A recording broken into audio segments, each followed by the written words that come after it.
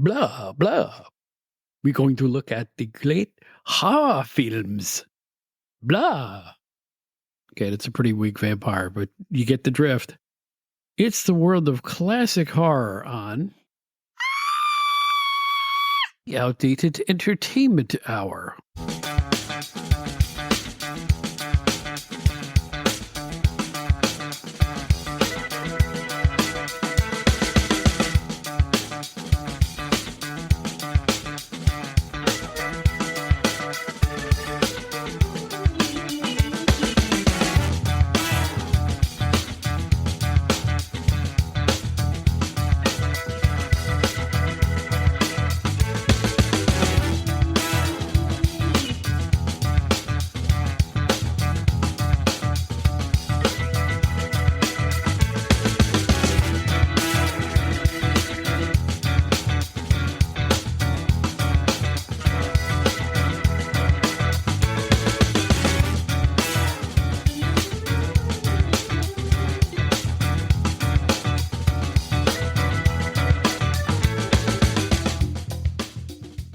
Hello, everybody, and welcome back to the Outdated Entertainment Hour. My name is Bob Smith, and we thank you very much for being back with us once again. You may know me for my years in magazine work and newspaper work, as well as my sister podcast, the Outdated Wrestling Hour. This is the Outdated Entertainment Hour, and on this special edition, we're going to take a long, loving look at the horror film genre. That's right. The classic horror films up until about the 1990s. And we're going to go through a lot of stuff with a very special guest, one of my favorite guests that we have on both podcasts. His name is Joe Puccio. He's a journalist. He's the proprietor of the new GenerationX Wire website, which is well worth checking out. A lot of great esoteric entertainment information there. Not even esoteric, just different. It's not the same old stuff.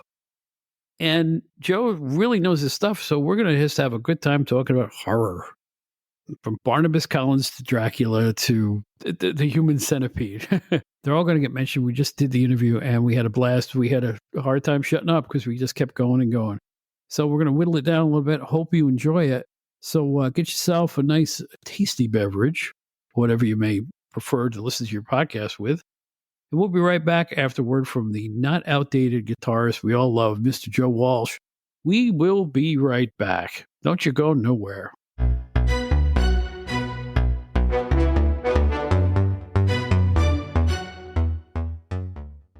This is Joe Walsh. One thing I do when I'm not playing rock and roll is get on the air as an amateur radio operator. Also called ham radio, is a communication service provided by ordinary people just like you and me. We have a national emergency communication system in place 24/7, 365. Find out more about amateur radio at arrl.org/What is ham radio? See you on the air.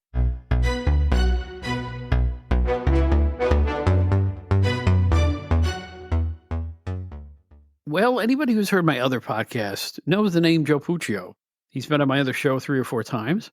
And now we welcome him to the Outdated Entertainment Hour. He is the proprietor of GenerationX Wire, a website you've really got to check out. Joe, how are you?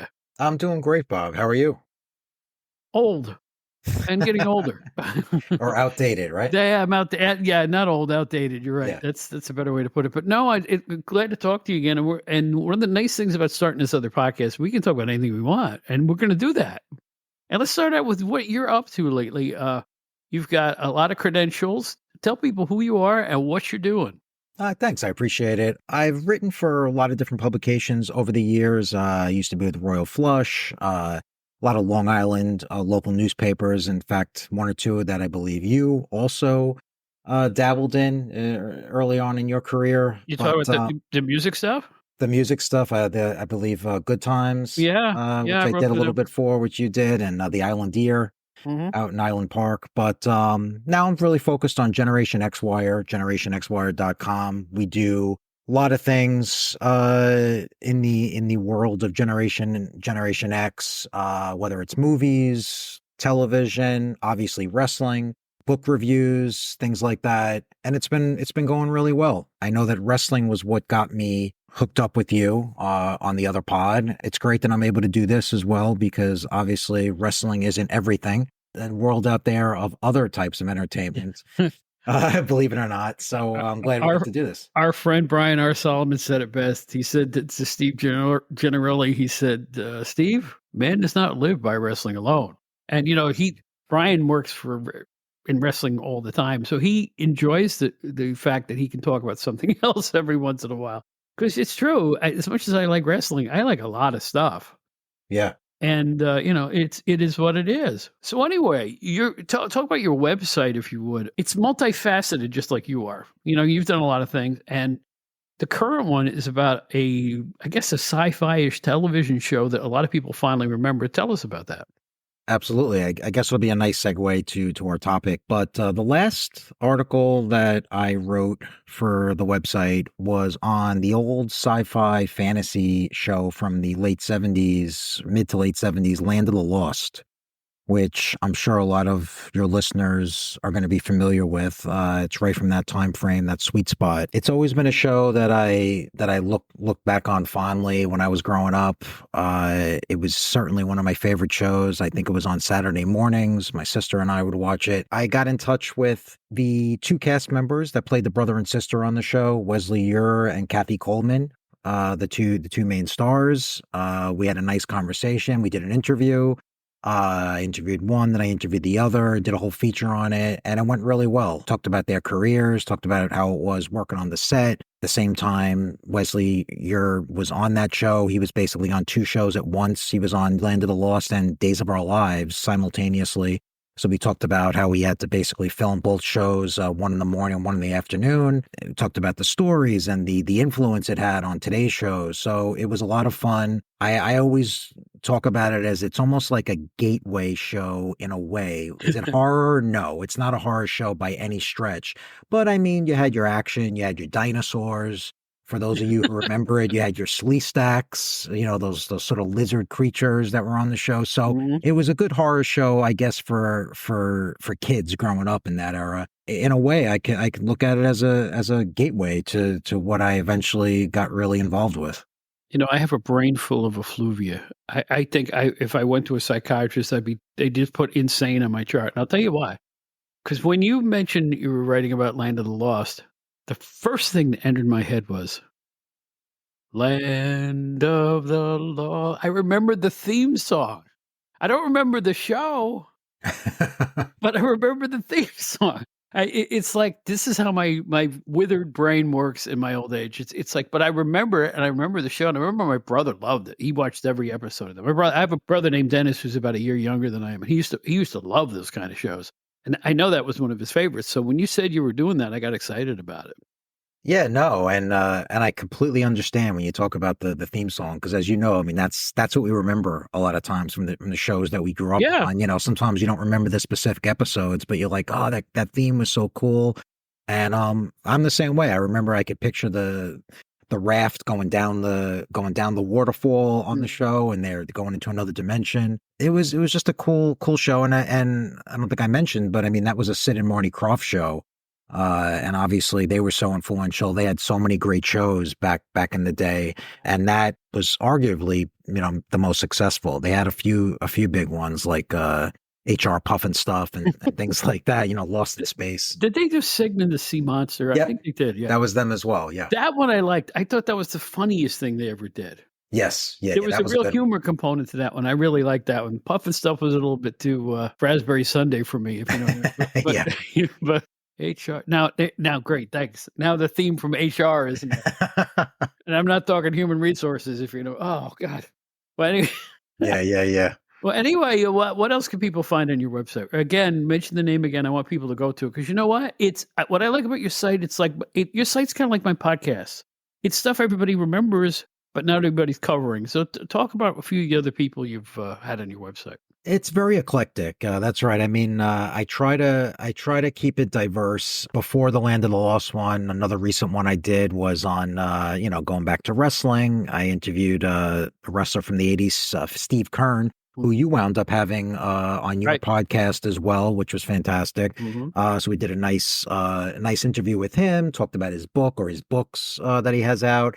But it's not just, wrestling or TV. We do a lot on movies. We've actually we do a lot of concert reviews. I guess the big one that came out recently was I went to one of the Stone shows on this last tour that they just did that I believe just wrapped up a week or so ago. Right. So I went to the New Jersey show, did a whole write-up on that. So things like that, book reviews, concerts. We even do some art occasionally, things like that. And even some sports as well. We do our NFL picks. I have someone that does his picks every week against he picks the handicaps and obviously football season will be starting soon, so everybody can look forward to seeing that. Please take a look at that as well. Land of the Lost and the Carolina Panthers all in one. Who would have thunk, right? Who would have thunk? Yeah. Now, anyway, it's a great website. I enjoy it. It's been a real pleasure. So I want everybody to go check it out because it's different. That's what I like, stuff that's different. And as nostalgic as this thing is, really. Right. So now you and I are going to talk about, we'll segue from Land of the Lost into horror and science fiction. How about that? Go ahead.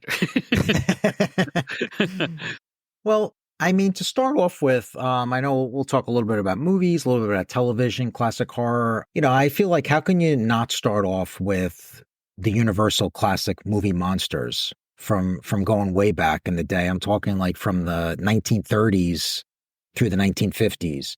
I am not that old or outdated, obviously, where I wasn't around for when these movies first came out. These are movies that were introduced to me by my parents, and in some cases, even my grandparents. You can't deny the influence and how these sort of shaped the movies that came later. The classics like Dracula, which was the early 30s. People like Bela Lugosi, who to me is he basically was the iconic portrayal of Dracula, even though it was so long ago. You talk about Frankenstein or Frankenstein's monster, portrayed by Boris Karloff, another classic from the era. And then all the way through The Mummy, The Invisible Man, of course, The Wolfman, Lon Chaney Jr. So, I mean, all these movies, they should really be sought out if you've never seen them.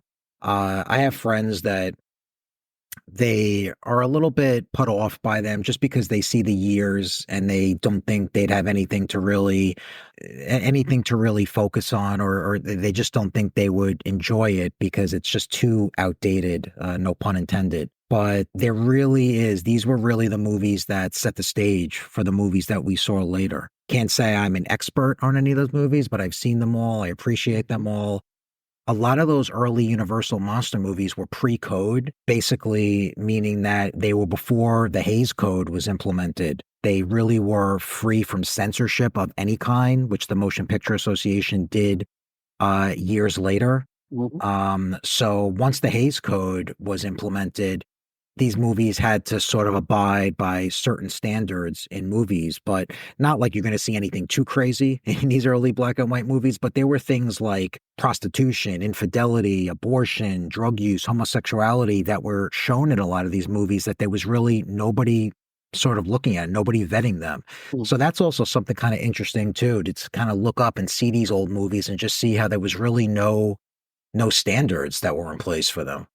But, both of my podcasts are called Outdated, whatever. But I will say this, outdated in my case is another word for classic. Classic. And I think all the films you just mentioned are classics. And another point, I think the majority of what you mentioned, if you look at the beginning of the film, it would say Universal. Universal was the studio that released a lot of these classic horror characters and horror movies. I'm trying to figure out why that would be, but I remember that at least Dracula, Frankenstein, and I think the earliest Wolfman were all Universal presentations. I could be wrong. They were, absolutely. And in a few minutes, we'll talk about the other studio that kind of picked up the ball and ran with those characters. But no, I had great kid memories. You know what's great about those films? I saw them all, loved them all when I was a little kid. The nice part was, they were violent, but they weren't overtly violent. They weren't graphically gory. They managed to be terrifying without being over the top. I don't know, exploitive, shall we say? And you're right, they had some limitations. There's only so much they could show. But, families could see horror movies in those days. which is a little different than these days. I can't imagine bringing a family forward to see some of this stuff like Hostel 2 and things like that. It doesn't seem to jive with me. Yeah, absolutely. I mean, you mentioned Hostel 2, which the genre of like torture porn. Torture porn is certainly not family friendly. You can't go to the movies with your parents to go see something like that. And you're right. No. I mean, it was a different time, different era where you can watch it with the family. Still chilling, still scary for what it was, but it was just a different era. These movies they didn't need to be gory. They didn't need to show too much gore or blood or any blood, really. They could be scary without it.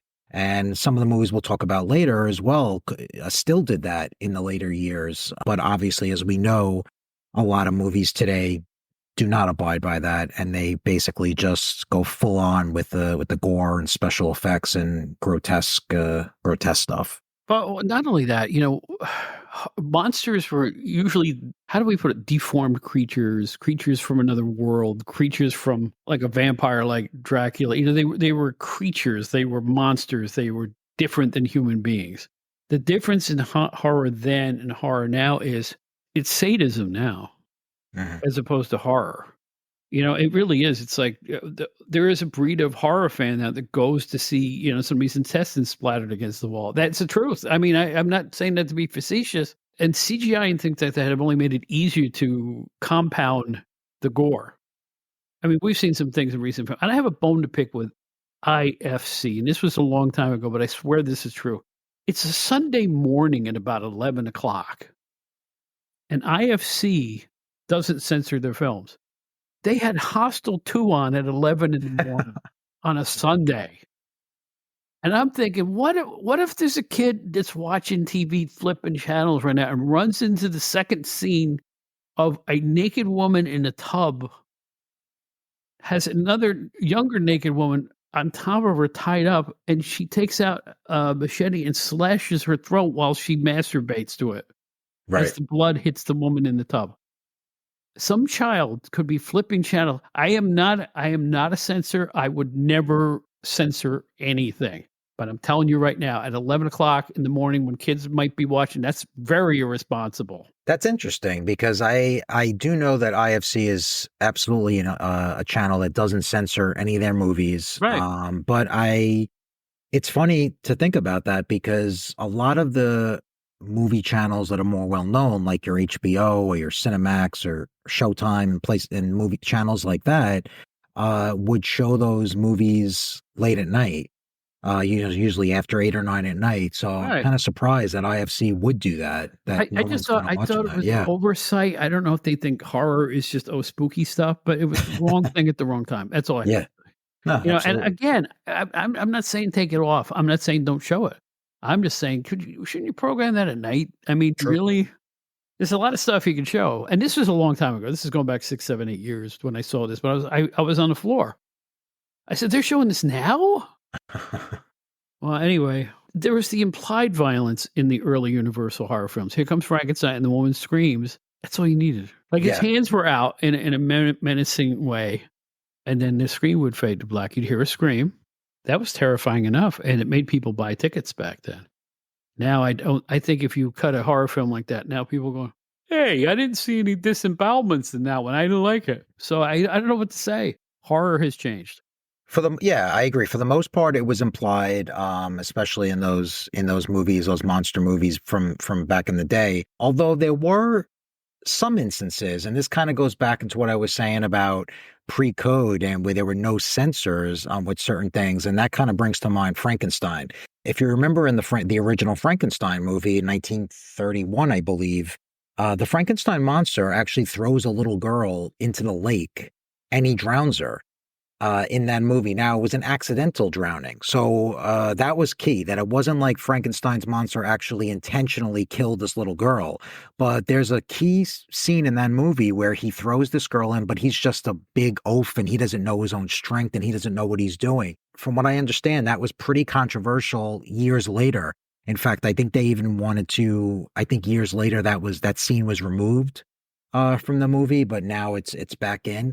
But it's interesting how little things like that sort of get sort of get missed. They sort of get skipped that you would never think so. But if you think about it, 1931, that's pretty intense for a movie from how many, from that many years ago. But wasn't there also a scene that followed of either a local farmer or the girl's father walking her lifeless body down the street to show the police or something like that? Yes. With a mob following him? As I recall, I this is all just off the top of my head. Yes, That's yes. harrowing stuff. Like, It is. there's no violence there, and she's not bleeding or anything like that. But it's still very dramatic and very, well, scary. It is. It is. It's intense. Absolutely. Absolutely. I mean, again, these movies, I think, we're in 2024 now, and it's important that these movies still get watched, and they still from there's a lot of horror is a pretty hot genre. It's always been a hot genre. It's still hot these days, but I think it would be a disservice for anyone that watches today's horror to not watch these movies, because they might not be your cup of tea. It might not be something that you want to, go on the DVD or the Blu-ray or watch it over and over again, but it's something that it's really, worth watching, these iconic actors and these iconic movies that started it all. And again, people like Boris Karloff and Bela Lugosi and Lon Chaney Jr. and even Claude Rains and The Invisible Man, they set the bar. I think for any serious horror fan, they would want to see these, because these films are the foundation for the entire genre. So even if you're not scared by them and you think they're a little corny or cliched or old-fashioned, this is still the foundation of the entire horror genre. They are the ultimate classics. They are still lauded to this day. I think a few of them are on the list of the greatest films of all time. So I think that they should be seen if anybody's seriously into the genre and looks at it with a critical eye. Agreed. 100% agree. I don't think these movies are really hard to find either. Some of them might even be streaming for free. I'm not sure offhand where you can find all of them, but I mean, it can't be tough to find these movies. And the other thing is, they're probably not, for the most part, they're not very long. That's another thing. Movies from back then were a lot shorter than movies of today, which is a whole different topic that I could talk about. But I am a big fan of the brevity of movies, and I have a hard time sitting through a 3-hour movie. But movies like, you could have some movies like that were maybe 70 minutes, 75 minutes back then. And I think the original Dracula was about 70, 75 minutes. It's not that much time in your life. I think you can spare an hour or so and watch these classic films. A thought just popped into my mind. Today's televisions, my goodness. I mean, the old LED sets or the OLED, they call them, the more expensive backlit high definition TVs are unbelievable for films. Unbelievable. They actually, like, if it's filmed in Dolby or HDR, it'll tell you on the corner of the screen what format you're watching. And it's absolutely, whether it's a new program or even an old black and white classic, it takes the grain out of it and it backlights it and it looks so doggone good. Today you don't have to go to a movie theater to get a movie-like experience, and you can do that with today's better television. So if you're a horror genre fan, I say invest. It's just my 2 cents. I hate to admit this, I have, and it's been worth every penny. It's like, it's another world. I have no desire to go to the movies. I want to stay at home and watch my own television. It's funny you say that, because I have to admit, I don't go to the actual theater that often anymore. This might sound a little weird too, but when I do go, it might even be by myself on like a Wednesday afternoon. When I get off of work, I'll just go to my local theater. The only reason I do that is because I know it's going to be empty, that I can just kind of sit there and maybe air condition or whatever it is and have something to drink and watch a movie, and that's it. But I'm at the point now where I really, really cherish just watching a movie in the comfort of my own home. Even, talking about the horror genre, when the pandemic happened, the Halloween sequel, the new Halloween movies that came out 5 years ago or so were released in theaters and also at home. You could basically watch them. I forget, it might have been Peacock, but it was one of the streaming services.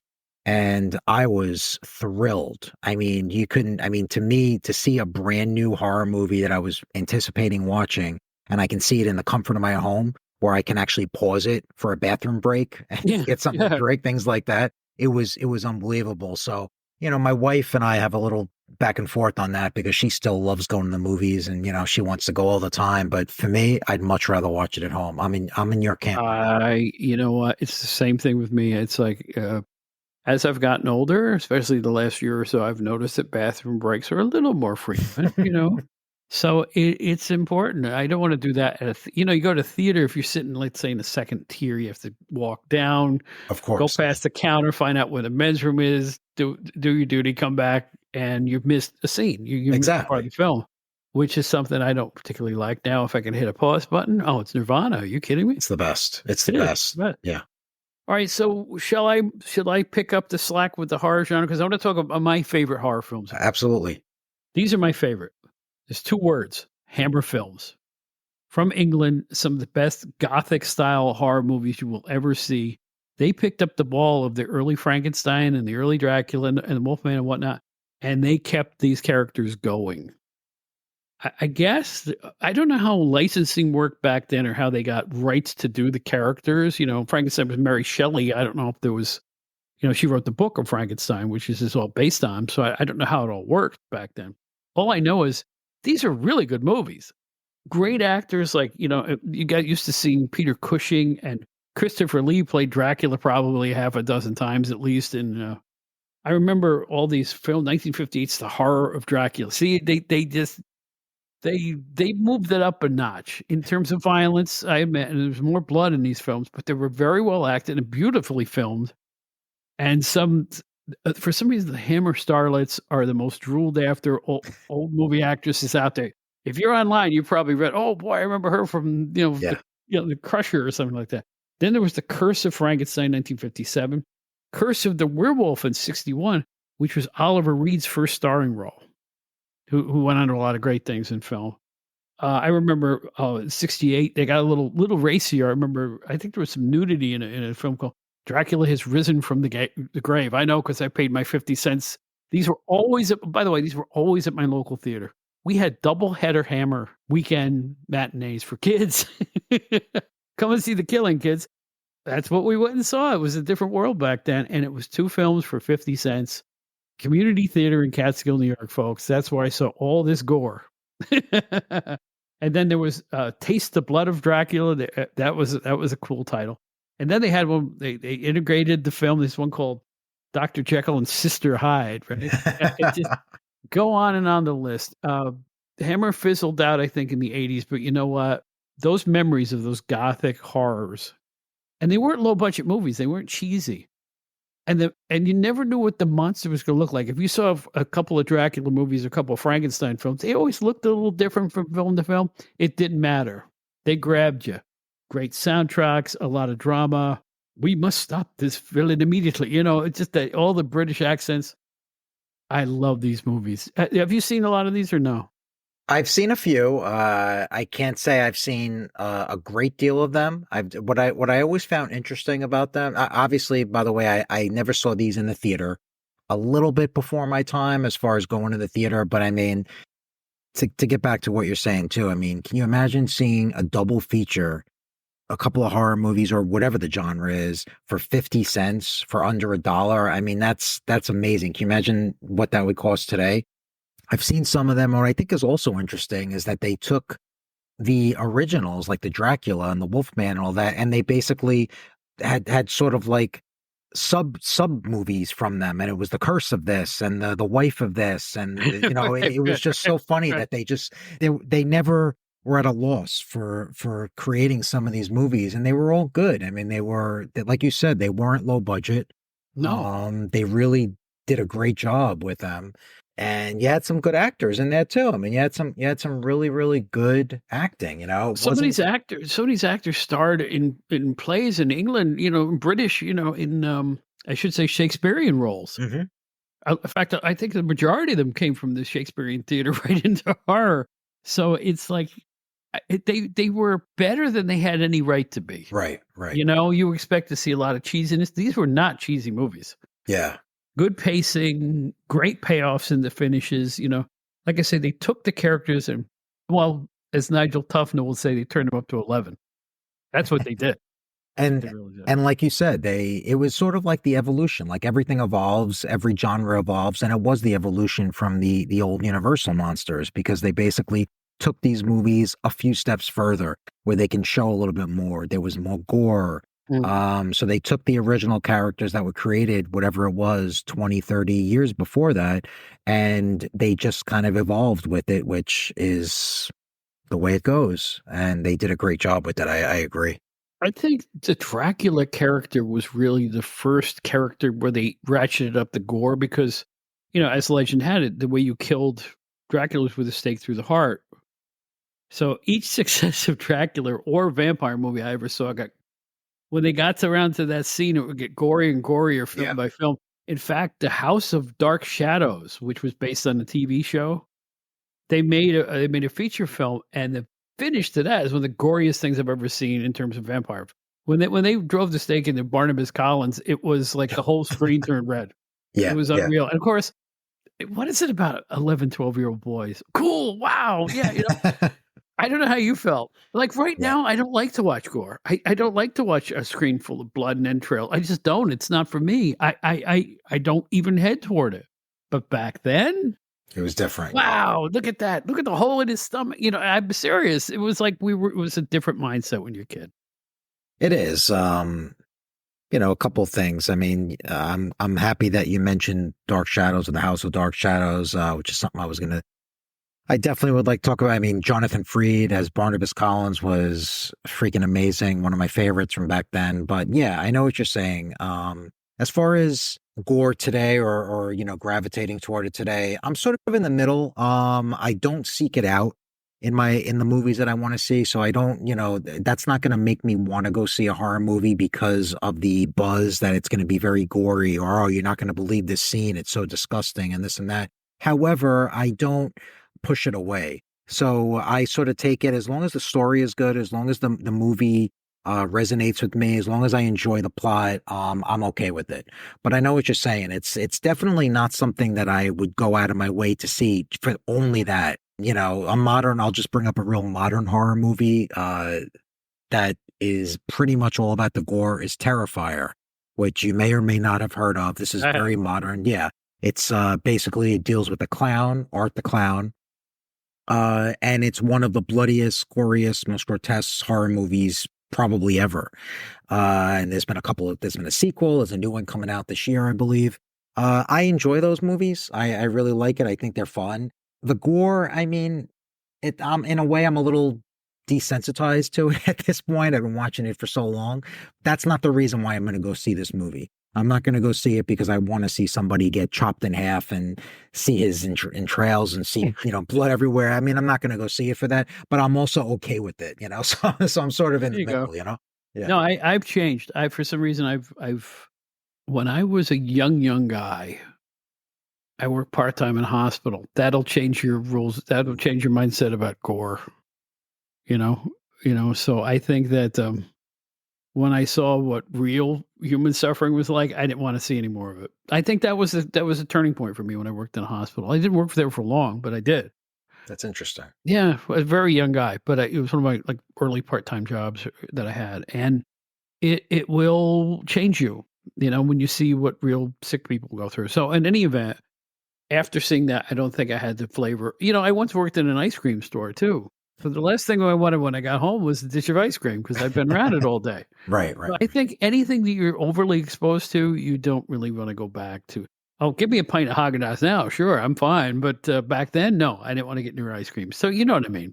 Yeah, you absolutely. You can get your fill. We'll put it that way. Absolutely. What other films do you have fondness or memories of? So I'll kind of go in a semi order here, I'll skip around, but if we're still talking about really the early days, I did want to mention a movie called Freaks, which was from 1932. This is another movie that was pre-code that I'm sure a lot of people and horror fans have not seen, but this is one you should also seek out because it was very controversial for the time because it's basically about a beautiful trapeze artist in France who joins a circus sideshow her plan is to seduce and kill this dwarf who's one of the sideshow performers to get his inheritance. Doesn't sound like, it sounds like a pretty simple plot, but I guess what really caused the controversy at the time, and for even to this day, is that the characters in the movie were actual people with disabilities. They were really they were thought to be exploited during the filming. I think behind the scenes they were even not treated very well. And again, we're talking 1932 right now. I only saw this movie, I'd say about maybe 15, 20 years ago for the first time. And it really left an impact in me. It was, not gory, nothing like that, but just really a little disturbing. When you see these sideshow performers and you're talking about people with a big head and a small body and just these Siamese twins and things like that. And it's just horrific in a lot of ways. And, maybe not the classic definition of horror, but it's classified as a horror movie. And, it's something that I always stuck with me. And I feel like it's a good movie to seek out if you've never seen it. It certainly has made history, that film, I'll tell you that much. It has. It really has. Another somebody I wanted to mention is Vincent Price.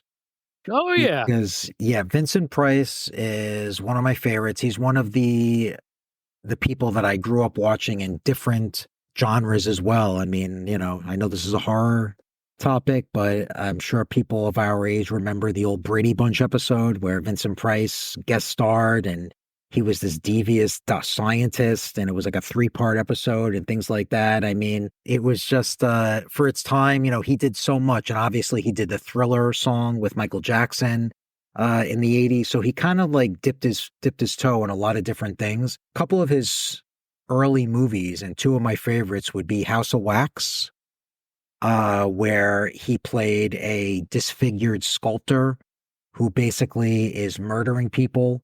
And he's using these corpses as displays in his museum, and nobody knows this. It was just so crazy and so shocking for its time. And this was, you're talking 1953 right now. And this is a movie that, again, my parents introduced me to. This was more of their sort of time period when were watching movies. And I always remember that it was just one of my favorites from the time. And I believe it also was originally a 3D movie, which was a big thing during that era. And the other Vincent Price movie that I wanted to mention was House on Haunted Hill. Mm-hmm. Which was the late 50s. I want to say 58 or 59. And that was directed by William Castle. And the reason why William Castle is notable is he was the one that was very into gimmicks at the time, and gimmicks in the movies. He would sort of put, weird things under people's seats in the theaters. He would have skeletons kind of come out on clotheslines and sort of like just pop out at you while you're sitting watching the movies. These are things that we don't really get today, but he was known for that. And House on Haunted Hill was so scary for its time. It was about an eccentric millionaire who invites this group of people into this haunted house, and he wants to give the person that survives the whole night a cash prize. And obviously hijinks ensue. But what happened during the theater showings of this movie was there was a skeleton with these crazy eye sockets coming out that would be floating in the theater during the pivotal moments. And while I wasn't, again, around for this, I wasn't born for when this movie came out. I can only imagine kids in the late 50s going to the movies and seeing this and having these skeletons just pop out at them while they're watching this movie. It must have been insane, So that's something that I really wish I could have seen. But please seek that out on DVD, streaming, Blu-ray, whatever it is, because it's really scary. I think it was ahead of its time. And much like I think a lot of the stuff we'll be talking about here, I think a current a theme that you'll see recurring is obviously there was a remake. There was a remake in the late 90s with Jeffrey Rush and Famke Janssen. Everything is remade these days. They can't think of anything new. But that one was really nothing. It's better not to really talk about the remake, but the original, just excellent and something definitely to seek out. But Vincent Price was really was really key for that as well. Well, people don't remember too. I believe he was in The Fly. He was a supporting cast member in The Fly. And so anyway, late, I guess it was in the 70s or so, Vincent Price had this Dr. Phibes series. I think one was called The Abominable Dr. Phibes or something like that. There were at least 2 films. And they were cult and kitsch classics. He was older then, he's a little whistled, but he played this bad doctor, and they were huge hits. Especially on, I'd say the matinee type audiences and stuff like that. And that is looked upon by a lot of Vincent Price fans as his great finale, as being a major star in horror. And he also was in The Fly. I remember he had a supporting role in The Fly. Help me. Yes. Right? He's listening. He doesn't hear it. That one affected me when I was a kid. I felt so bad for the guy. Yep. I really did. It was like, he was gone. And that's the last thing you saw in the film. And I went to bed and I didn't sleep very well that night. That one really spooked me a little bit. So, yeah, Vincent Price had a hell of a career. I'm telling you. And he was funny. I remember he was a regular in the Hollywood Squares. Oh, was he? Okay. Yes, he was a very funny guy. Very funny, very dry sense of humor. That's great. No, I did not know that he was a Hollywood Squares alumni, but that's interesting. Yeah, he was great. He's absolutely one of the greats from that time period. I don't know. Very, very cultured man. I think he had a great art collection and was very, very up on the high end world of arts, and a Renaissance man, as it were. Absolutely. So what else you got here? I know you got a whole mess of stuff there. Another one from that time period I'll just mention quickly is Invasion of the Body Snatchers. If you talk about school horror, you're talking 1956, I believe. Kevin McCarthy was that was probably his most well-known role. But for those who don't know, basically an alien invasion of pods that came down to Earth, and the pods produced these identical clones of humans. That actually spawned the term pod people, all these years later. But that was one of the movies that also sort of got me into the genre as a young kid. Watching that movie, definitely something to seek out. Again, there was a remake of that, although in this case, the remake was pretty good. If you remember the remake in 1978 with Donald Sutherland. Yes, I was about to inject. That one had one of the great scare scenes that really freaked me out in the theater. I saw it in the theater. Scene where this dog with a human face came running up to the screen. Yes. That one really got to me. I was like, I didn't see it coming. I was like, what? That was amazing. Yeah, absolutely. That was one of the few times when the remake was as good, I think, as the original. Yeah, I agree with you on that one. Mm-hmm. Yeah. But yeah, good stuff. I mean, these are 50s movies from the 1950s that really stood the test of time. If you go on to like the 60s, which the 60s had a lot of great horror movies as well, which might not get recognition. The one movie that I think everybody could agree when you're talking the horror genre is Psycho. That was 1960. Alfred Hitchcock. That's when things started to change. We got away from the monsters into, human depravity. I don't know how else to put it. Mental illness really on display. And yeah, Psycho.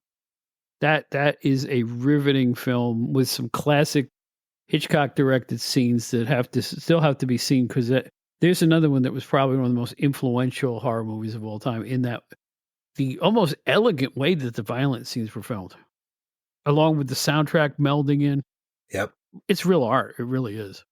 It really is. And I mean, Alfred Hitchcock is the icon. I mean, who's greater than Hitchcock? I still to this day say it was, if not the greatest, it's definitely top 3 or 4 horror movies ever made. For its time, it was just, I would have loved to go back in time and be able to see that movie in the theater without having any knowledge of it. Could be wrong, but I think I remember reading that when that movie first came out, I think Hitchcock made it a point that all theaters had to strictly enforce that nobody could go into that movie once it started.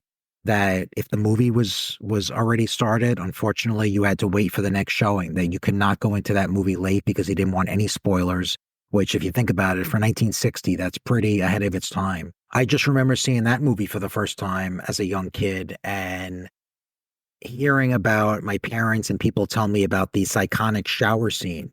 and I didn't know what to expect, but I just heard all this stuff about this shower scene. Wait till you see the scene. And I'll admit, I was a little kid and I was scared. I was watching that movie and I was just waiting for that scene, thinking, oh my God, what is this going to be like? And you watch the scene, and don't get me wrong, it's chilling. It's so suspenseful. But at the same time, I mean, is it gory? Is it, do you see any gore or anything like that? Of course not, But I mean, for that time, that was something that was really, really revolutionary. It might even be considered the first slasher film. Yes. If you think about it, and what else can you say about Anthony Perkins? I mean, was there anybody more perfect? Could anybody else have played that role so perfectly? I mean, he was amazing, and he even went on and did a couple of sequels, Psycho 2, Psycho 3, which they were, believe it or not, in the 80s, which is a long time from when that first came out. Yeah. And even those were okay. They were standard horror movies for the day, but that original was just amazing. Yes, it was. And by the way, if you want to see a great parody of that scene, High Anxiety by Mel Brooks, there's a scene in there, It Must Be Seen, where he kind of spoofs that scene. He's taking a shower, and he had been bugging a bellhop to bring a paper up, and the bellhop kind of attacks him in the shower, but beats him up with the paper. I got to check that out. Yes, and then you see the newspaper on the tub floor with the newsprint running down into the drain, as opposed to the blood from the knife in Psycho. It's brilliant. It's brilliant. It's just brilliant. And it's got a punchline that's one of the great funny Mel Line Brooks of all time. So High Anxiety, see the Psycho parody. Because High Anxiety has a lot of horror spoofs within the film. You have he spoofs the birds too. I actually think the whole thing was kind of an homage to Hitchcock, because there was a lot of things, the set in a mental institution and stuff like that. They're just kind of spoofs that. So anyway, what else you got, kid? Couple more from the 60s. Whatever Happened to Baby Jane? I definitely want to mention. You don't maybe think of it as like classic horror. It was more of a thriller, but I mean, Betty Davis and Joan Crawford in Whatever Happened to Baby Jane, awesome. I'm going to say something about it. I'm going to say something to you I've never admitted to anybody, and now the whole public gets to hear this. I am like 4 or 5 or 6 years old. I'm walking down the street with my whole family on Main Street in that same theater I used to go to, and they had a poster for Whatever Happened to Baby Jane. And all you saw in the poster was a broken doll face, like a big chunk. I thought it was a human face, and I was terrified. I was absolutely terrified at that poster. And I saw it again. Right? Oh, wow. Yes, I was so upset. I was absolutely beside myself, frightened at that poster. That's the whole story. I don't know what else to tell you. No, that's a great story. It's a short. I think there was a broken doll in the film too. One of them breaks the other one's doll or something like that. And I'm telling you, and I went on to see the film as an adult, and I was like, yeah, there's a little psychological fable there. It's just madness upon madness, really. That's so cool. I mean, that's yeah. I mean, I can. No, it's not cool. It's embarrassing. My parents were not thrilled with me. We'll put it that way. What's wrong with you? It's just it shows you what the effect of these things could have on young kids. I mean, hey, look, I will say this story too. As far as my sort of like introduction to horror, I have a sister my older sister, she's 6 years older than me. So obviously she was doing things and watching things before me. But my first memory of seeing sort of a modern horror was in the 80s when, if you remember the movie called Prom Night, came out, and that was with Jamie Lee Curtis, Leslie Nielsen, and still one of my favorites to this day. And it was on broadcast television one night, whatever it was, NBC, ABC. So obviously it was going to be cut up too. And she asked my parents if she could watch in the living room. And my parents went into our bedroom and they hung out there for the night. And they said, Joe, what do you want to do? Do you want to hang out with us and watch Merv Griffin or whatever it was they were watching, And do you want to hang out with Victoria and my sister and watch a horror movie? And I said, I was big and bad. I'll watch the horror movie. And we watched it. I was about halfway through, and I was terrified. And I just was anticipating the worst. And I remember halfway through, I probably went in the other room and I wanted to see who Merv Griffin's guest was, And it was different. And I mean, it shows you that had a lasting effect on me. Because if you look at that movie today, it's pretty tame. You know, there's really not much to it. I think there's a couple of graphic scenes in it. But I mean, you're talking like an 80s movie that really wasn't that terrible. But I mean, it just has such an effect on you depending on what age you are at the time you see it. So I could completely understand that about Baby Jane. I'm going to admit another thing to you. I'm still a little kid, right? And I used to watch the local horror film on Saturday night. Every town had one. I was in upstate New York at the point. Every Saturday night they'd show horror films at 11 o'clock. Maybe I was 10 or 11 years old at this point. For some reason, they booked The Hunchback of Notre Dame with Charles Lawton, right? 1939 or something like that. And I'm watching this movie. It's not really a horror film. It's a tragedy, right? I mean, the deformed hunchback bell ringer of Notre Dame and how he falls in love with Esmeralda. I won't get into the whole plot. But looking at the last scene where they're carting Esmeralda away, who died in the film at the end, and he'll never see. He was in love with her, and the last line in the film, he climbs up to the bell tower again. He sits next to the stone gargoyles and says the classic final line: "Why was I not made of stone like thee?" So romantic, so heartbreaking. I'm choked up talking to you about it now. It's one of the most moving things I've ever seen in a film. I wanted to see a horror movie, though. Right? I was waiting for, Right. That's not what that movie was. It was booked wrong. I guess Count Floyd on SCTV. You remember the bit they used to do at SCTV with Count Floyd? Oh, right. Here comes Joe Flaherty as a vampire making wool warp noises. Woo! and they used to book Ingmar Bergman films. They'd book the wrong films in there. And I think my local TV station was just like that. Anything that sounded like a horror movie ended up in that slot. And they put The Hunchback of Notre Dame. But it just goes to show you the power of these old films can still be pretty riveting. I mean, I've never forgotten that line. Yeah. I forgot a lot about the film, but I never forgot the finale of the heartbroken Quasimodo. Just heart-wrenching. I know this has nothing to do with horror, but no, it's effective. I mean, that's WTEN in Albany thought it was horror, so I could talk about it. Absolutely. I mean, it's effective. These are the things that last. These are the things that show you what. This is how we know that these are really effective movies and why they really stuck with us is because we can talk about this how many years later. Right. I was like 10 years old at that point. Yeah. And I remember it like it was yesterday. Yeah. I remember it was a Saturday night. Some things you watch, you remember where you were and why you went and saw it or what TV station it was on. You've been entertained when you never forget those little anecdotal moments from your film fandom. So, yeah, I'll never forget that one. Absolutely. And I'm sure you have some more films that you never forgot. Absolutely. I'll just mention a couple more from that era. Rosemary's Baby. I think you should anyone who's a horror fan should seek out. That you're talking 1968. I actually did not see that movie as well up until about maybe 15, 20 years ago. Great supporting cast, especially Ruth Gordon. Ruth Gordon she played sort of like an elderly neighbor.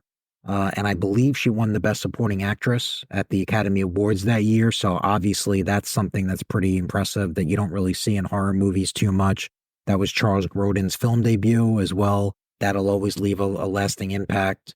And then if you you start getting into the more, I don't want to say graphic, but the evolution of horror movies in the 70s. One of my favorites, the Texas Chainsaw Massacre. Was 1974. It was marketed as being a true story based on this cannibal family in Texas. As we know now, it was inspired by Ed Gein, who was this crazy serial killer, but really the story was fairly made up. And Ed Gein, by the way, we spoke about Psycho. He was also the inspiration for Anthony Perkins' role in Psycho. Texas Chainsaw is incredible, and despite what people might think, not bloody at all, right? Not graphic. I think to this day, people still just have this assumption that it must be this disgusting film that I can't watch. It was all in your mind. You don't get to see anything. There was a hook on the wall that Leatherface puts the person on the hook, which is disgusting to think about, but you never see it. It's all in your mind, So there's very little blood. There's very little graphic violence in that movie, but it was so gritty. I think it's probably the grittiest horror movie ever made. Certainly one of my favorites from that era. I'm old enough to remember when that came out, and it was a sleeper at the box office. It was just this little independent horror film that built through word of mouth until it was like in the top 10 in the in the film world at that point. So that was that's kind of like the Blair Witch Project. Yeah, These little indie things that catch on. 100%. And if I could go back to Rosemary's Baby, there was a subtlety to the horror in that, unlike any other genre film I've ever seen of its kind. It didn't come out and grab you with big jolts. It was this subtle build about the baby and how it, and as it went on to the end, and an ending you'll never forget if you ever saw it. I don't want to telegraph for people who haven't. Yeah. But do you agree? There was a subtlety to the 100%. horror in that. It was unlike anything else I've ever seen. Absolutely. It wasn't, there weren't a lot of jump scares. It wasn't, the entire movie wasn't horrific. It was more of a drama that had sort of horror elements. It was just so well acted, and just, it dealt with a lot of different issues like Catholicism and women's liberation, and obviously the devil. There were so many different facets to that movie. It's still one of my, I don't want to say favorites. I mean, I have a lot of favorites, I guess, but it's one of the movies that I'm thankful that I was able to see years later. And that's one of my parents' favorite. And I always say, if my parents liked the movie, it couldn't have been that bad, because they are not horror fans. They're not going to watch anything too disgusting or grotesque. And they were the ones that urged me to watch it. And they said, Joe, you got to watch Rosemary's Baby. If you like horror, this is something that you should really check out. And I did. And they're 100% right. It was just so good. Yeah. And I agree with you 100%. Yeah, that was one of the most mature horror films. It was. That's the only way to put it. And, that era as well. I mean, I'll just mention briefly, I always like to give a shout out to Dario Argento, who's probably the most well-known Italian horror filmmaker. Okay, but you have to admit, Dario Argento was really the godfather of gore, to be honest. He's the one that kind of interjected more florid violence into his films. Do you agree with that? I agree with that. And I'll admit that I'm not crazy about all of his movies. He's done a lot of non-horror as well, but he's done a lot of horror movies. And there have been one of the things about his horror movies is that sometimes they're nonsensical. Sometimes they don't make a whole lot of sense, but he's all about his vibrant colors and his giallo, which is the suspense genre of horror. The one movie I'll just give a shout out to is Suspiria, which he put out in 1977. Certainly my favorite Argento movie. I actually did a write-up of Suspiria on GenerationX Wire years ago. That's one to definitely seek out. And once again, there was a remake of that a few years ago with Tilda Swinton, I believe her name is, and that's right. Dakota Johnson and Chloe Moretz and Mia Goth, which not great in my opinion. But I mean, Argento was very, very creative. He had his certain style. Again, it's, if you like supernatural stuff, you like stuff it's about a coven of witches, at a dance school. It was a little, not everything is going to make complete sense, but it was very, very well done. The cinematography was off the charts, and I always appreciated that movie. All right, you were up to 77, was that right? Yes. I think the film I want to bring up now was 77. If it's not, it was 79. Carrie, I have to talk about. Oh, yeah. And I have to talk about it because I was in a theater when I saw that. And I think I was with a friend at that point. I go, and the place is packed. I'm like, why is this theater packed for a horror movie? I mean, literally, you had to struggle to find seats type of, like if you showed up at showtime, people had to move over to make 2 seats, one of those deals. So the film, it's packed. It's the story of this troubled young girl with her overbearing, God-fearing mother, and who develops the, I guess, telekinetic powers. But what I want to talk about is the final moment in the film, the final scene. I have never, ever, ever experienced a theater scream in horror like they did at the last scene. I'm not going to mention what it is in case people haven't seen it. See it. Even on television, it will make you jump out of your seat. I have never seen a greater scare. Do you kind of agree with that? Here's the best part. This really foxy woman jumps into my lap, sitting there. Right. She literally put her arms around me and jumped into my lap. And I'm saying, "Are you okay?" And she said, "Yeah, I'm sorry. I couldn't." Everybody reacted the same way. The entire theater screamed. I've never experienced it before or since. So this was. I'm telling you, I'm not even being facetious. I have never seen a reaction to a finale of a horror film like Carrie was. And it burned up the Oscars and everything else. What a finish. So before I do, just to confirm, that woman who jumped in, that was a stranger? A stranger, yeah. Oh, it wasn't I somebody wasn't with her, no. Oh, wow. Okay. No. A complete stranger. She was That's so crazy. frightened. I think she was with another woman and didn't want to jump into the woman's lap because she was frightened. She jumped into my lap. She literally, like, I levitated into my lap and put her arms around me, and I'm like, "Are you all right? Are you okay?" And she said, "Yeah, that was the most scary thing I've ever seen." Yeah, no, I agree with you. Carrie is one that it always stuck with me as well. And again, I'll agree with you that I won't divulge the ending, but I know what you mean. And that was one of the first movies I think that did that sort of shock ending that nobody expected. And they sort of mimicked that in the original Friday the 13th. Because in the original Friday the 13th, the very, very last scene was a shock scare with Jason. Again, I mean, most people have probably seen that movie, so they know what I'm talking about. But there was a scene at the very last moment of Friday the 13th where nobody expected. And they had, they've mentioned that. And I completely agree with that. Carrie was one of the first movies that did that sort of final jump scare at the very end of the movie.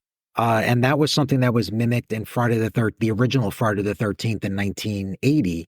Most people, I'm sure, have seen the original Friday the 13th, but there was a very, very iconic jump scare at the end in the lake with Jason that has been talked about years later, that Carrie was the inspiration for that final scare in Friday the 13th, because they wanted to get sort of this last thing to sort of grab the audience, and obviously nowadays we see this all the time. Every other movie has this final scene that you just are not expecting, or I guess now we are expecting it.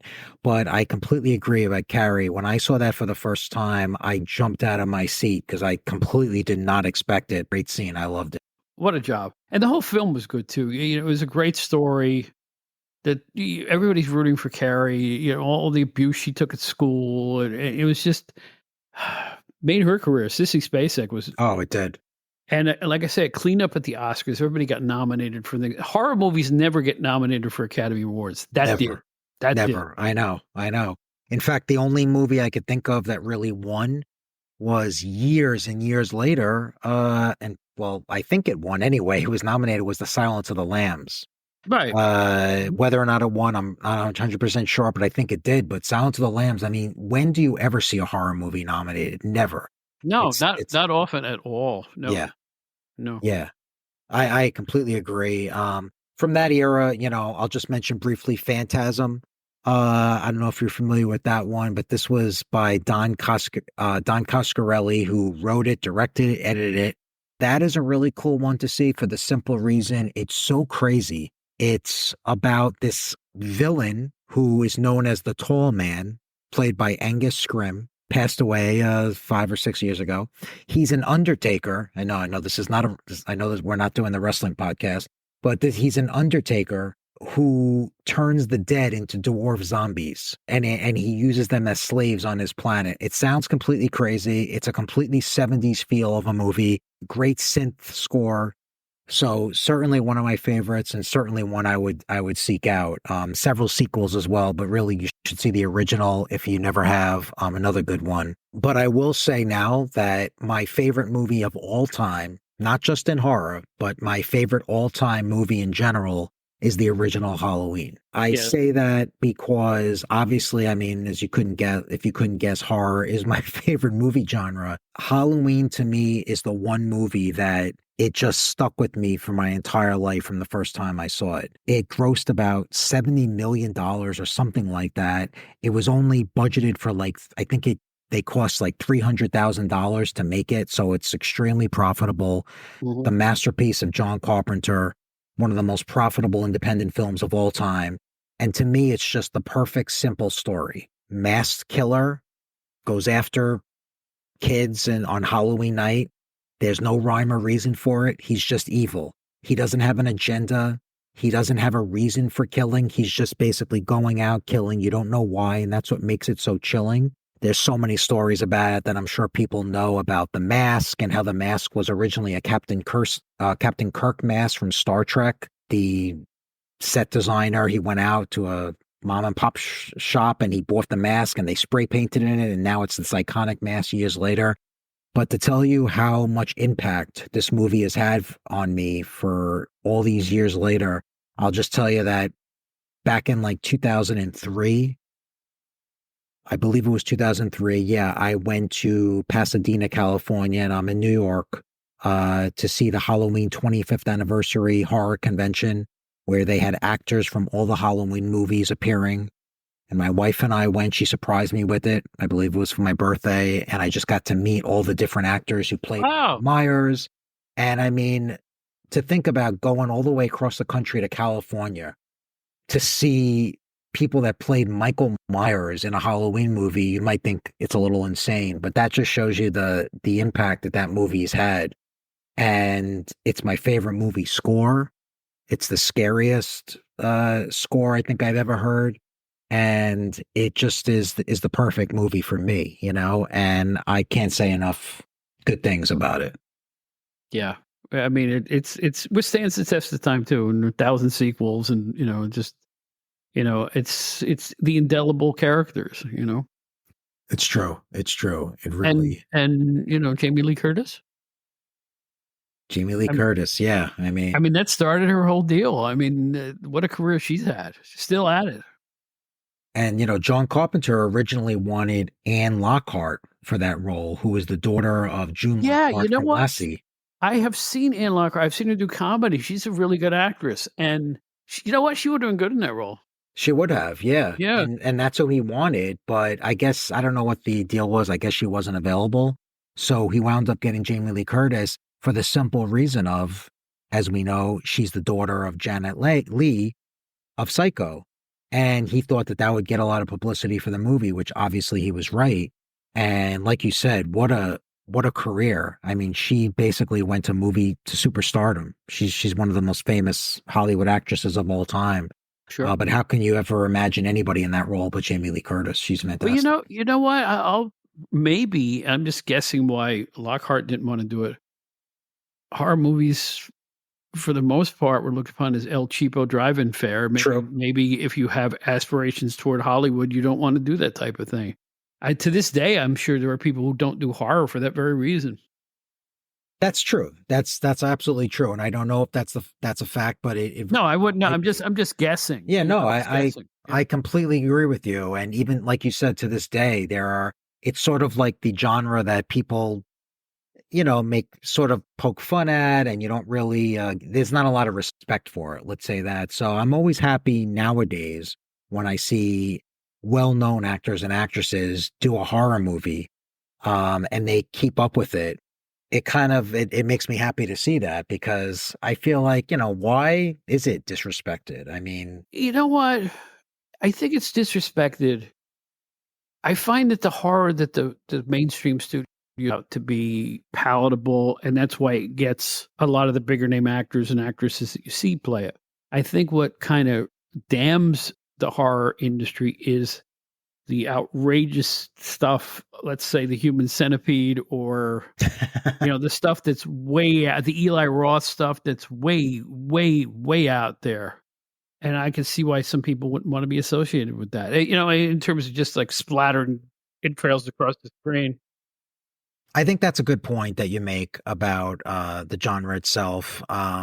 There are certain actors. I mean, I'm thinking of very current actors, like an actress like Jenna Ortega, who's pretty famous right now. She's in the Wednesday series about the Wednesday Addams, and she's doing horror movies, and she's sort of okay with that, and she's still doing them. She did the Scream movie. So you do have actors here and there who are still doing it, but I think for the most part, it's going to be actors that use it as a stepping stone into more serious roles.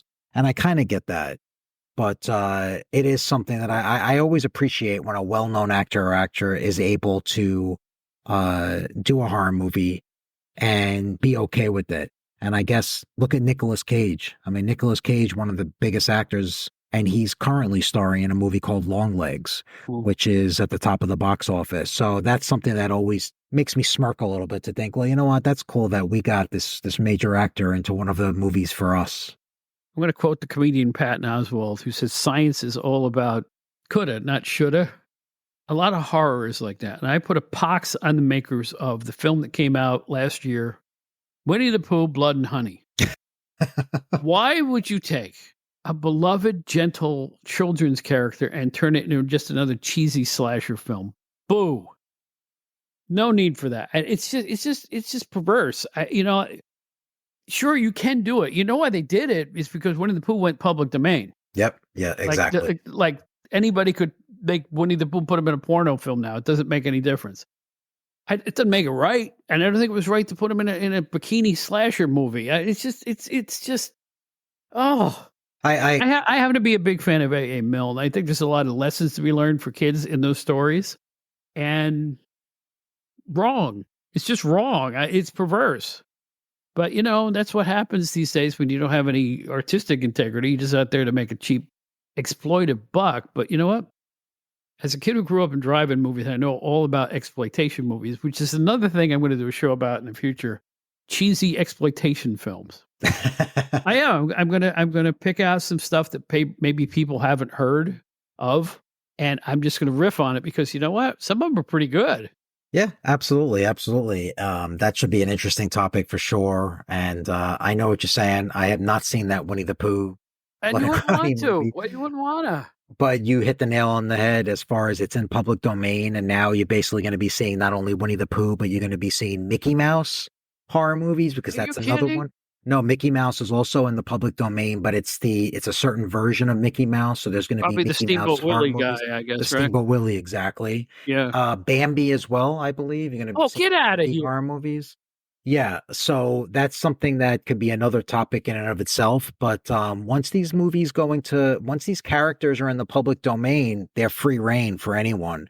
Again, it's just a matter of lack of ideas, and these filmmakers know that these are characters that everybody knows, and they might as well just use them and exploit them. And 100% what you're saying. Well, I'll paraphrase Patton Oswalt one more time. Just because you can doesn't mean you should. Yeah. It's like to me that's a slap in the face to somebody else's ideas and somebody else's talent, and somebody else's creativity. Just take it and make a man-eating monster out of Bambi.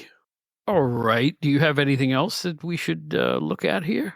I guess just we've sort of neglected. I wanted to go up to the 1980s, which I think the 80s were a great time for horror as well. Couple of movies that I just would be remiss not to mention. If you remember the original Creepshow movie from 1982 or 83. Yes, the all-star cast, yes. All-star cast, one of the best of the anthology horror films ever made. You had people like Ted Danson, Hal Holbrook, Adrienne Barbeau, Leslie Nielsen in that movie.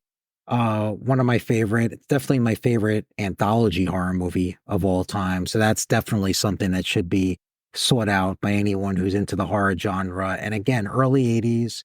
So it might be a little dated. But you know what? It's based on the comic books of the 1950s, like EC horror comics. Exactly. And it really captures that vibe really well. I'm right with you on that one. Exactly. It's got a little bit of comedy in there as well, which I think was nice. You need a little levity sometimes. And I think that they did a really nice job. Obviously, it was a lot of it. It was directed by George Romero, who's a master of the genre. So that was definitely something to seek out, and written by Stephen King. And I guess the only other one from that time period that I wanted to mention was Poltergeist. From, I believe it was the same year that Creepshow came out. You mentioned earlier, Bob, about family horror, about movies that you can go see with your family, with your parents, this and that. And I say that Poltergeist is one of those movies because while it was terrifying and it was horrific and it was so scary, it's a movie that you can still see with your family. It's just a very scary movie, but it's not graphic. It's nothing grotesque about it. Heather O'Rourke, the little girl, was amazing in that movie. As we know, she died very, very young in a tragedy. I think she was like 12 or 13 when she died of some kind of intestinal disorder. But the movie itself was one of those movies that will always stick with me. And it was directed by Tobe Hooper from the Texas Chainsaw Massacre. So it's kind of a weird contrast of movies that he did throughout his career, a couple of classics, but Poltergeist was fantastic. Yep. And a big box office hit too. It really was. It really was. You know, another one that nobody expected. And you know what? Nobody ever expects these horror films to do big box office. But you know what? Look at the Freddy Krueger series. Look at Michael Myers. Yeah. Michael Myers, excuse me. Yeah. It's like nobody expects it. And then they become series that are 5, 6, 7 films long and nobody gets tired of them. Absolutely. I was the biggest horror fan, like I said, in my childhood years. And now I've become this, I don't know if I'm more of a pacifist or what. I've lost my flavor for them. Maybe it's me. I don't know. But, like I said, I worked in a hospital for a while. So maybe that kind of changed my view of human suffering. When you actually see it, you don't want to like bask in it as an entertainment type of thing. Yeah. I don't know. What's the last horror movie I saw? What's the last horror movie you saw? I actually just saw a couple of weeks ago. I was one of my theater outings, my solo theater outings. I saw the third of the trilogy of the X Pearl Maxine series. So it was a movie called Maxine. And it is, like I said, a third of a trilogy of movies that'll come out in the last few years. Very good. So I still try to go every once in a while, but again, like you said, it's hard nowadays, and life gets in the way sometimes. But I think that was my last one was Maxine, and Maxine, and also Longlegs, the one that I mentioned with Nicolas Cage. Right. You know what I miss? The single feature theater, like in New York City. Even they're drying up in New York. There's very few now. It's just one thing playing, and you'd walk in, there's one screen. And that was yeah. I miss that. I really do miss that. I grew up with that, big screen, big honking screen. It's different now. In the wonderful world of high-end TVs now, it may signal a resurgence in, people looking up all these classics. I know I like to look at older films on my set as well as the new things, because for some reason everything looks great and you want to relive these things. I have it hooked up to my stereo, so I've got stereophonic sound. It's fun. I mean, it's like now you've whetted my appetite to go look at some of the classics. Like I would like to see Peter Cushing again right now. That he's been in my mind ever since we started talking about this. Or Christopher Lee, excuse me, to do his Dracula. He was a great Dracula. He was great. He was great. He was like a cross between Bela Lugosi and your worst social studies teacher. Right? He had an edge to him. He was a little bit cultured for Dracula, but there he was. And too. And here's a little fun fact about Christopher Lee. He's awesome. He was intended for the role of Dr. Loomis in the original Halloween movie, which was finally played by Donald Pleasance. Mm-hmm. John Carpenter wanted Christopher Lee, and Christopher Lee turned it down. He just felt it was maybe, what is this, weird slasher movie, this is nothing. And he has said in interviews years later that it was the biggest mistake of his career.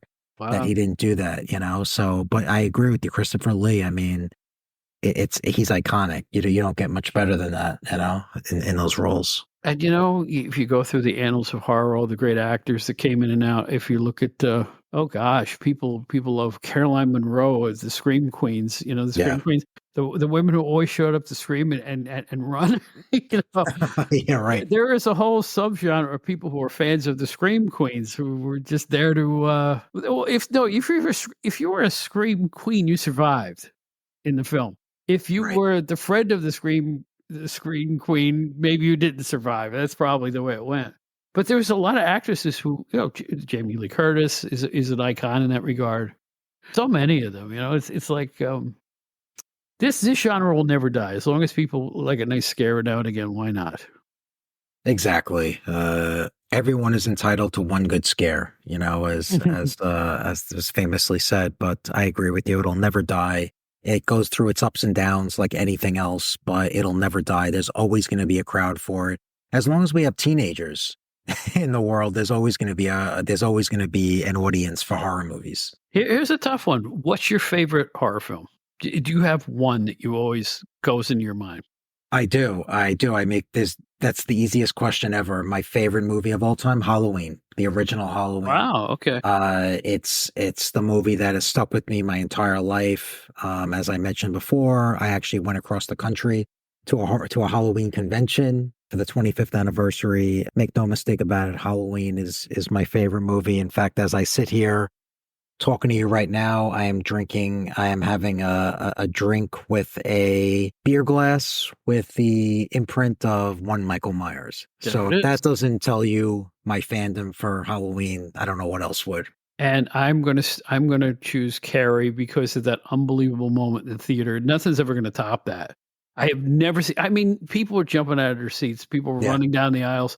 The whole theater, like when it faded to black, right, with the woman, the young girl screaming in her bed over the dream she had just had, which was a dream sequence. And when you have about 5 seconds of black and the theater was still in an uproar. I have never experienced anything quite like it. It will always live on in my memory of unbelievable cinematic memories. I mean, it's like for once the audience took over in the right way.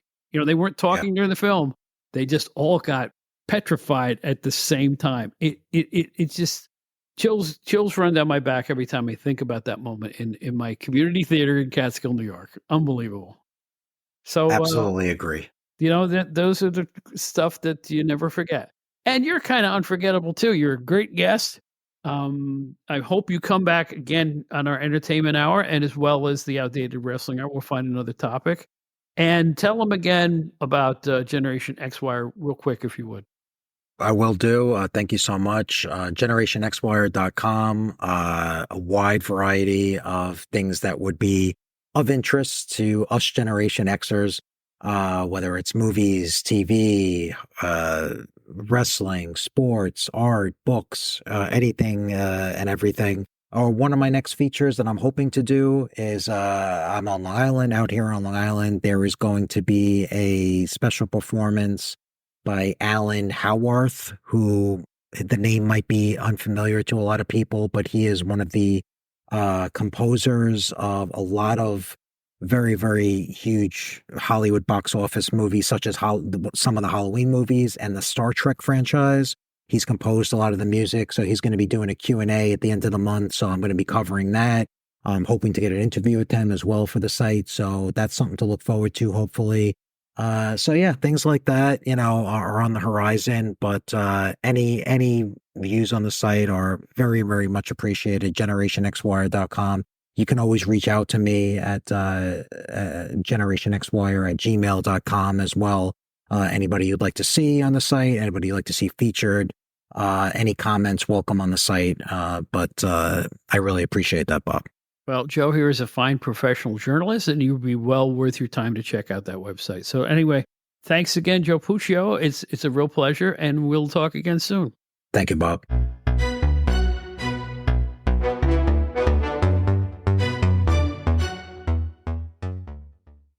Well, that's another one in the can, folks, and we are having such fun putting this show together every couple of weeks.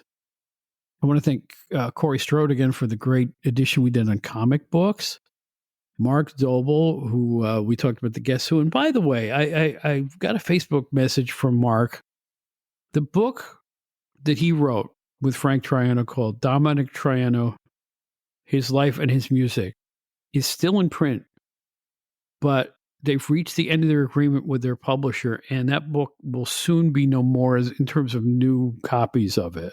So if you want to get it, it's at a place called Friesen Press, which you can just type that in on your browser, Friesen Press. And it's also available at Amazon.com. Learn all you can about the greatest guitar player you may never have heard, Dominic Triano.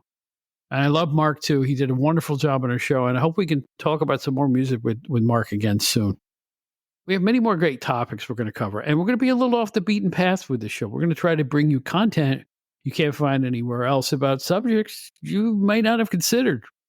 That's how big the entertainment world is. It's not stifling We can go off in different directions. We're going to do theater. We're going to do rock and roll. We're going to do jazz and blues and radio and television and film, stand-up comedy. You name it, we're going to do it on this show. So stick with us, will you? And tell your friends and subscribe. We're at virtually every podcast app. Subscribe. We do have a website. We can hear all of our shows in one economically small space. It's called outdatedentertainment.buzzsprout.com. We are not going to Patreon you. You can hear all of our episodes on that site. You can write to us at outdatedent@gmail.com, outdatedent@gmail.com. And you can find me on Facebook. I'm the person who's singing with B.B. King under my old guise of Robert Charles during my blues days. As you know, I was a performer. Most of Robert Charles's music, and Charles is spelled Charles, is available on Amazon and Spotify. I believe we're on iTunes as well. It's not hard to find.